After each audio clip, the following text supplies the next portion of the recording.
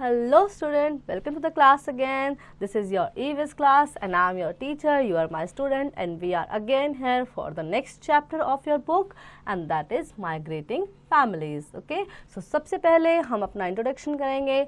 I am your teacher, myself, yes.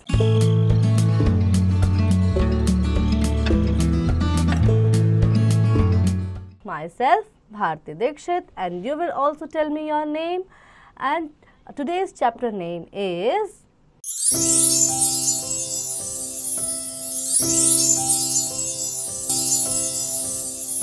How we sense the world. हम world को कैसे जानते हैं.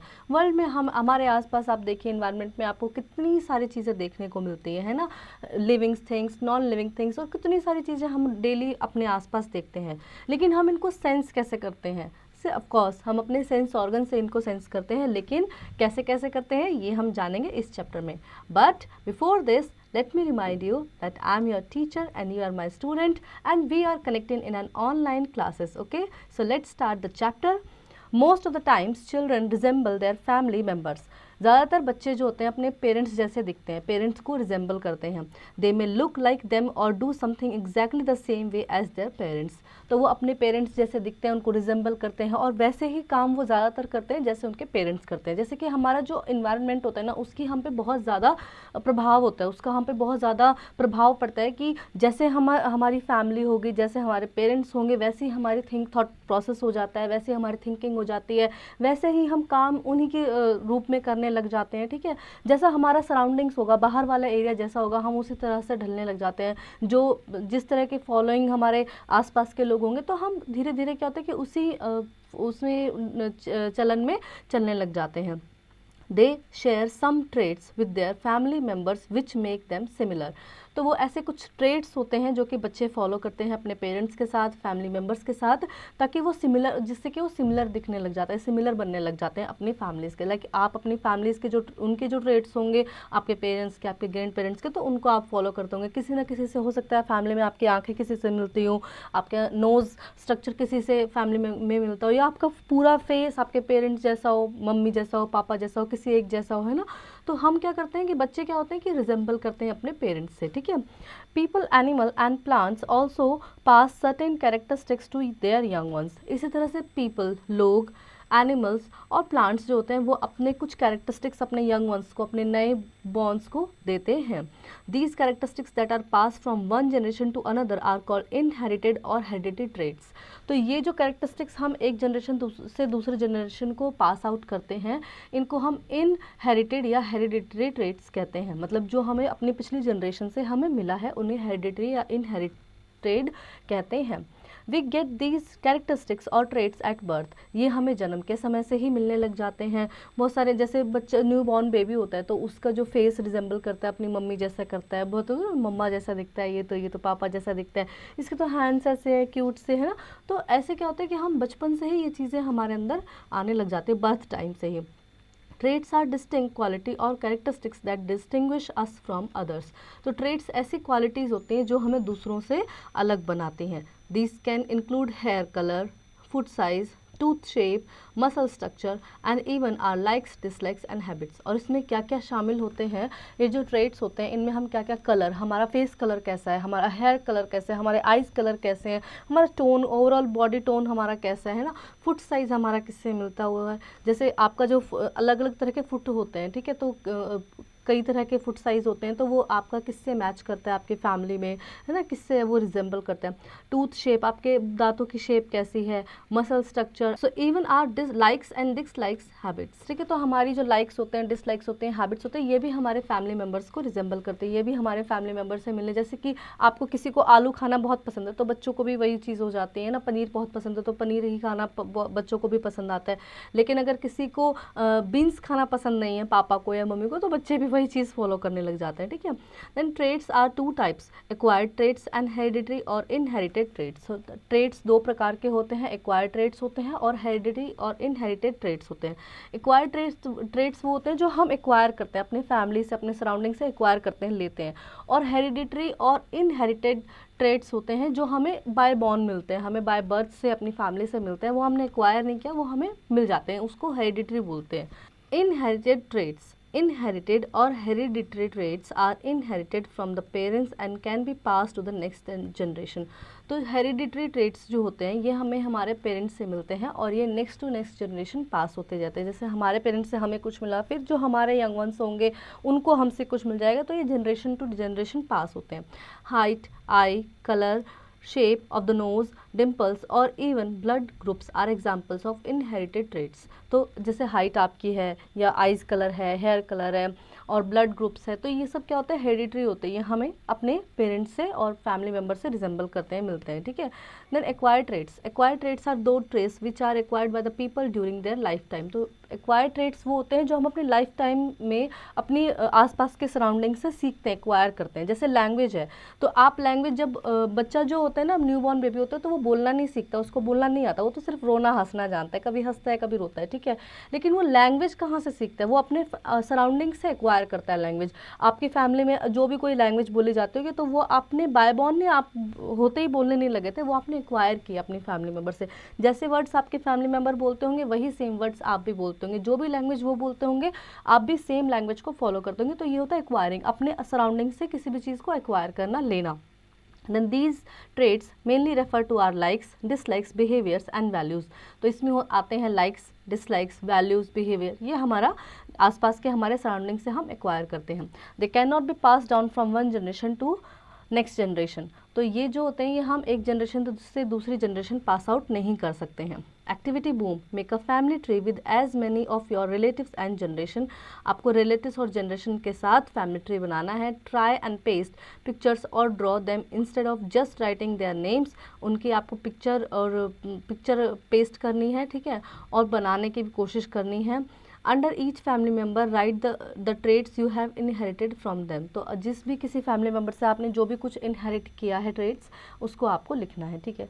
For example, we may not be able to inherit our parents handwriting. हम अपने parents की hand writing को inherit नहीं कर सकते हैं, ठीक है, क्योंकि जो उनकी हैंड राइटिंग थी वो उनकी रहेगी और जो हमारी है वो हमारी रहेगी, उसको हम इनहेरिट नहीं कर सकते। Acquired traits also include life style and food habits. Acquired जो हम अपने सराउंडिंग से अपने फैमिली मेम्बर से एक्वायर करते हैं, उसमें हमारा लाइफ स्टाइल और फूड हैबिट्स भी आते हैं। Likes and dislikes, our likes and dislikes are influenced by our family, the people around us, the place value where we grow और लिव, ठीक है। तो लाइक्स और डिसलाइक्स हमारे कैसे इन्फ्लुएंस होते हैं, जो हमारी फैमिली है, जो हमारे लोग हमारे आसपास रहते हैं, उनसे ये हम इन्फ्लुएंस होते हैं, ठीक है। हमारी लाइक्स डिसलाइक्स कैसे होंगे, तो ये हम वहाँ से इन्फ्लुएंस करते हैं। The place where we grow और लिव, जहाँ हम जन्म लिया, जहाँ हम बड़े हुए, तो वहाँ से हमारे लाइक्स डिसलाइक्स इनहेरिट करते हैं, वहाँ से हमारे लाइक्स डिसलाइक्स इन्फ्लुएंस होते हैं। We grow up following what we are taught and over time these becomes our habits, ठीक है। तो हम जैसे जैसे बड़े होते हैं तो हम सीखते हैं कि क्या क्या यहाँ पे चल रहा है और कैसे कौन सी कैसी चीज़ यहाँ पे चल रहा है, और ओवर द टाइम वो हमारी क्या बन जाती है, हैबिट बन जाती है, ठीक है।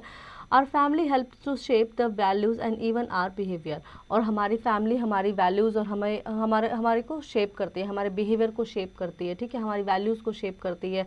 मतलब जैसे हमारी फैमिली होगी वैसा ही हम उनसे सीख जाएंगे। Our food habits also get influence by the place we are live in, ठीक है। तो फूड हैबिट्स भी हमारी कहाँ से इन्फ्लुएंस होती है, जहाँ हम रहते हैं, जिस एरिया में हम रहते हैं, जिस फैमिली में हम रहते हैं, तो वहाँ से एक तो चीज़ें डिपेंड करते हैं कि आप किस एरिया में रहते हैं, तो वहाँ पे जो आपके एरिया में जो भी फूड हैबिट्स में जो भी फूड आते होंगे तो वो इन्फ्लुएंस करेगा, ठीक है। फिर दूसरा, आपकी फैमिली में ऐसा तो नहीं ना कि सारी सब्जियाँ आपकी फैमिली में खाई जाती हों या सारे फ्रूट्स खाए जाते हैं, तो कुछ के लाइक्स होते हैं, कुछ के डिसलाइक्स होते हैं, तो वो भी इन्फ्लुएंस करता है, ठीक है।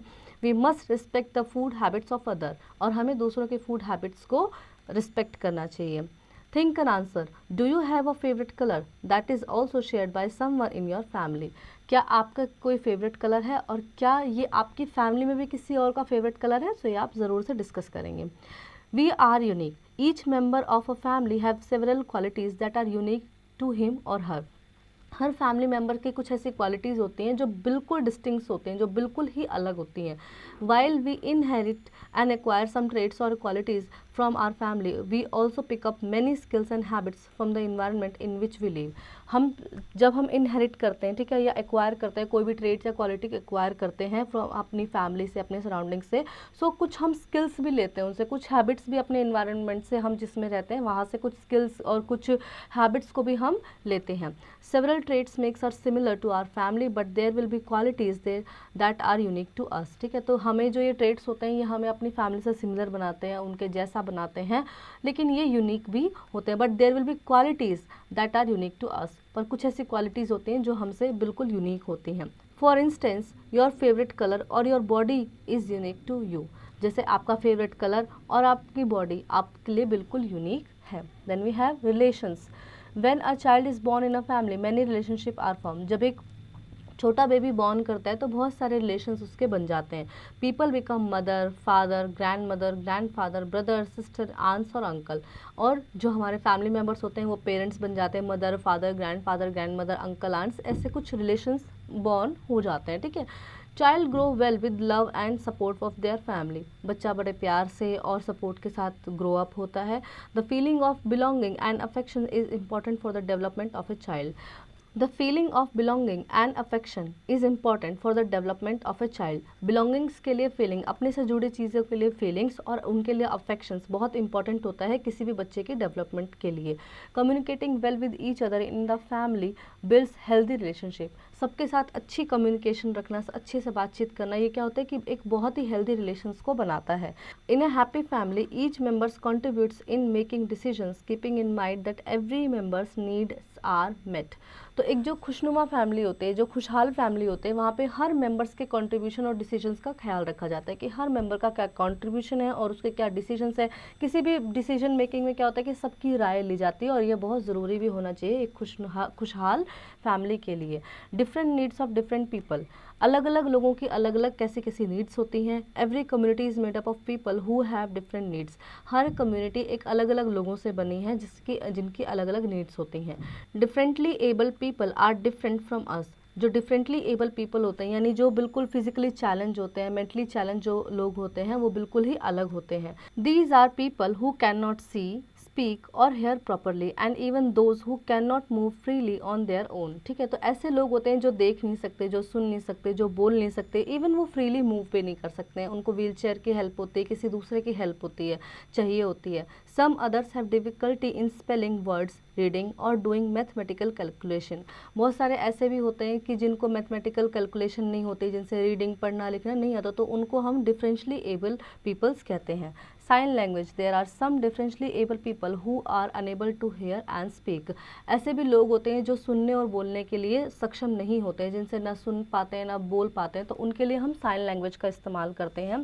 दे use sign language communicating with the help of their fingers. तो वो फिंगर्स के हेल्प से कुछ साइन लैंग्वेज होती है जिससे कि वो कम्युनिकेट करना सीख जाते हैं. The Braille. The Braille was invented by the French educator Louis Braille who himself was blind. तो ब्रेल लिपि जो है, ब्रेल स्क्रिप्ट जो है, ये लुइस ब्रेल द्वारा, फ्रेंच एजुकेटर थे ये, इनके द्वारा बनाई गई थी, जो कि खुद एक ब्लाइंड पीपल थे. It helps the blind to read and study different subjects and achieve success in school. तो ये उन लोगों के लिए बनाई गई जो कि डिफरेंटली मतलब आइज से देख नहीं सकते हैं. ठीक है, तो वो क्या, उनके लिए एक स्क्रिप्ट तैयार की गई जिससे कि वो फिंगर से टच करके और पढ़ना लिखना सीखते थे. Braille is accepted as the only form of written communication for the blind all over the world. Braille एक ऐसी स्क्रिप्ट है जिसको एक्सेप्ट किया गया रिटन फॉर्म में, रिटन कम्युनिकेशन है ये. ठीक है, तो इसमें ना सिर्फ लिख के ही डॉटेड लाइंस होती हैं, तो उनसे ही कुछ वर्ड्स बनाए जाते हैं. पूरी स्क्रिप्ट तैयार की गई है जो कि ब्लाइंड लोग सीखते हैं इसको, और ये पूरे वर्ल्ड में इसी तरह से यूज़ की जाती है. Braille is a writing system that help people read by feeling with their hands. तो ब्रेल एक ऐसा राइटिंग सिस्टम है जिसमें कि फील से वो अपने हैंड से फील करके और वो लिखना पढ़ना सीखते हैं. It has 6 raised dot made in different combination on paper that represent letter, punctuation marks and symbols. तो इसमें 6 raised डॉट होते हैं, जैसे आप पिक्चर में देखेंगे तो यहाँ पे ना डॉट ऊपर की तरफ उठे हुए हैं, तो 6 होते हैं जो कि अलग अलग फॉर्म में बनाए गए थे. तो वही लेटर्स होते हैं, वही पंक्चुएशन को भी शो करते हैं और वही सिम्बल्स को भी शो करते हैं, और वही ब्लाइंड लोग उसी से ही जान पाते हैं कि क्या पूरा लिखा हुआ है.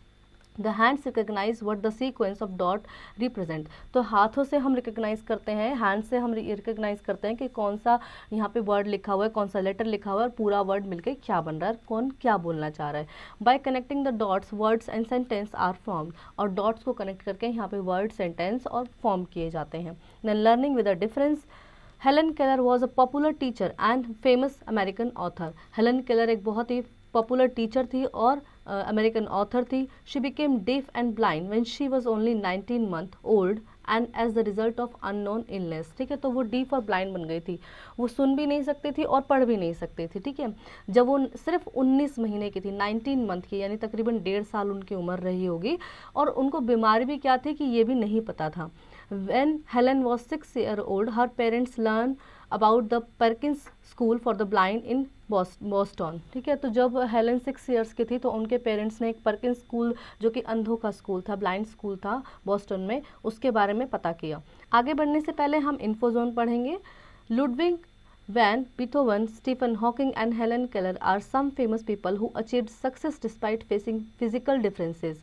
तो ये जो लोग थे, ये फिजिकल डिफरेंसेस होने के बाद भी इन्होंने बहुत बड़ी सक्सेस हासिल की। अब हेलन केलर की ही आप स्टोरी देख रहे हैं, 19 मंथ की उम्र में वो सुन नहीं सकती थी, देख नहीं सकती थी, और उनको बीमारी भी क्या थी ये भी पता नहीं चली, लेकिन फिर भी वो अमेरिकन ऑथर बनी और फेमस टीचर अमेरिकन ऑथर वो बनी। ठीक है, तो आगे हम बढ़ेंगे अब।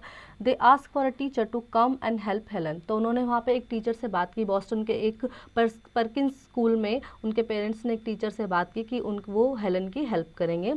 The school sent a 20-year-old girl, Anne Sullivan, who could barely see herself। ठीक है, तो स्कूल ने वहाँ पे एक 20 साल की लड़की भेजी, एनी सुलिवन जिसका नाम था, जो कि खुद बहुत ही मुश्किल से देख पाती थी। लिखा है ना, who could barely see herself, मतलब जो खुद को, अपने आप को मुश्किल से ही देख पाती थी।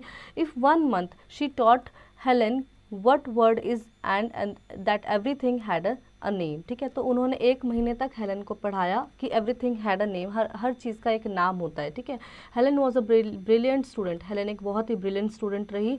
Any taught her patiently to tap letters of the alphabet into her palm. तो एनी ने उनको पढ़ाया कैसे, पेशेंसली, उनको बहुत ही आराम से उनको पढ़ाया, गुस्सा नहीं किया, बहुत ही प्यार से उनको पढ़ाया। टैप लेटर्स, लेटर को टैप करके, of the alphabet into her palm, अपने अल्फ़ाबेट्स को अपने पाम पे ऐसे रख के और उसको टैप करके उन्होंने उसको बहुत ही पेशेंसफुली पढ़ाया। Annie also taught Helen to touch the speaker's lips and understand what is being said. तो एनी ने उनको ये भी पढ़ाया कि स्पीकर, बोलने वाले के होठों पे ऐसे हाथ रख के, लिप्स पे ऐसे हाथ रख के कि वो क्या बोल रहे हैं, तो वो उसको टच करके भी सीख गई कि कैसे सामने वाला क्या बोल रहा है, क्योंकि वो सुन नहीं सकती थी, तो उन्होंने इस तरह से उसको पढ़ाया। At 20, Helen entered Radcliffe college. 20 की एज में हेलन ने रेडक्लिफ कॉलेज में एडमिशन लिया। Annie tap the lecture into her hand, Annie ने उनके हाथ में लेक्चर को टैप कर दिया। Then Helen learn Braille and use a special typewriter. तब हेलन ने ब्रेल को सीखा और एक स्पेशल टाइपराइटर वो बने। In 1904 Helen graduate with honours. 1904 में हेलन ग्रेजुएट हुई। She travelled around the globe lecturing and raising funds for the handicapped people. और उन्होंने ग्लोबली अराउंड ट्रैवलिंग किया, लेक्चरिंग दिया और जो डिसेबल लोग थे उनके लिए फंड्स इकट्ठे किए। Then remembering time, trades are distinct qualities and characteristics that distinguish us from others. We all receive our traits from parents and other family members. Traits are 2 types: acquired traits and hereditary or inherited traits. Acquired traits are learned or acquired us from the people around us or the place where we live. Hereditary traits are inherited from both parents and can be passed down to the next generation. Differently able people can do certain things which we cannot do. Then we have exercise. Let's answer. Fill in the blanks with the correct answer. Our handwriting is a dash trait. तो हमारी handwriting क्या है, inherited है, unique है, acquired है, none of these है, it is inherited. As we talk about this in the chapter 2, rest you will do it by your own. Then fill in the blanks. Traits are of 2 types. Traits किस तरह के होते हैं, inherited होते हैं और acquired होते हैं. Then rest you will do it by your own. Then answer these questions. What are traits? Traits क्या होते हैं? Traits are those characteristics that we get from our surroundings and that we get from our family too. Then case based question. Braille helped to the blind to read and study different subject and achieve success in school. तो Braille एक ऐसी blind script है जो कि बच्चों को पढ़ने के लिए हेल्प करते हैं, जो कि ब्लाइंड बच्चे होते हैं उनको पढ़ने के लिए हेल्प करती है। हु इन्वेंटेड ब्रेल, किसने ब्रेल बनाई? So Louis Braille, Helen Keller, Annie Sullivan और नन ऑफ दीज। सो हमने पढ़ा था लुइस ब्रेल ने, ठीक है। Braille is accepted as the only form of written communication for the blind. Braille जो है वो हमने एक्सेप्ट किया है रिटन कम्युनिकेशन में, किसके लिए? डीफ के लिए, डम के लिए, ब्लाइंड के लिए, ऑल ऑफ दिस। तो ब्लाइंड के लिए हमने किया है, ठीक है। Rest you will do it by your own. Then image based question, look at the Braille alphabet. आपको अल्फाबेट को देखना है, ब्रेल अल्फाबेट है, write your name in Braille. So you have to write your name in Braille script. तो आपको alphabets को देख के और यहाँ पे अपना नाम लिखना है, ठीक है। Now we have think and do, match the people living with the disability with the help of the internet।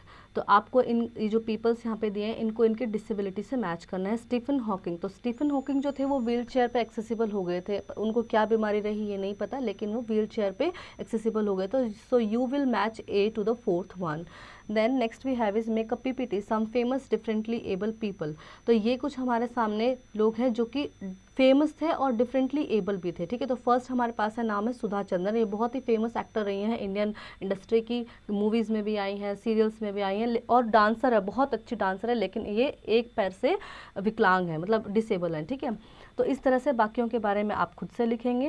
Then life skill, we should show love, care and respect to the physically challenge people. Respecting disable people involves recognizing their autonomy, valuing their perspective and ensuring that they have equal access to opportunities and resources। तो जो differently able people होते हैं उनके लिए हमें respect करना चाहिए, उनको प्यार देना चाहिए, क्योंकि वो डिज़र्व भी करते हैं, ठीक है। और हमें उनको ये बताना चाहिए कि ऐसा नहीं है कि वो कुछ नहीं कर सकते, क्योंकि ऐसे बहुत सारे उदाहरण हुए हैं दुनिया में, ऐसे बहुत सारे एग्जाम्पल हुए हैं जो कि डिफरेंटली एबल होते हुए भी, पागल जिनको स्कूल ने बोल देते थे, लेकिन फिर भी उन्होंने अपना बहुत बड़े बड़े इन्वेंशंस किए, लाइक लाइट का इन्वेंशन हुआ है ना। तो इसी तरह से उनको ये बताना चाहिए कि उनके पास भी अपॉर्चुनिटीज़ हैं और वो अपनी स्किल्स को, जो भी उनकी स्किल्स हैं, उनको आगे बढ़ा सकते हैं। It's important to use respectful language, ask before offering assistance and listen to their needs and preference. So I hope children, you really enjoy the chapter and you learn many more new things. Now you will practice it at home by yourself.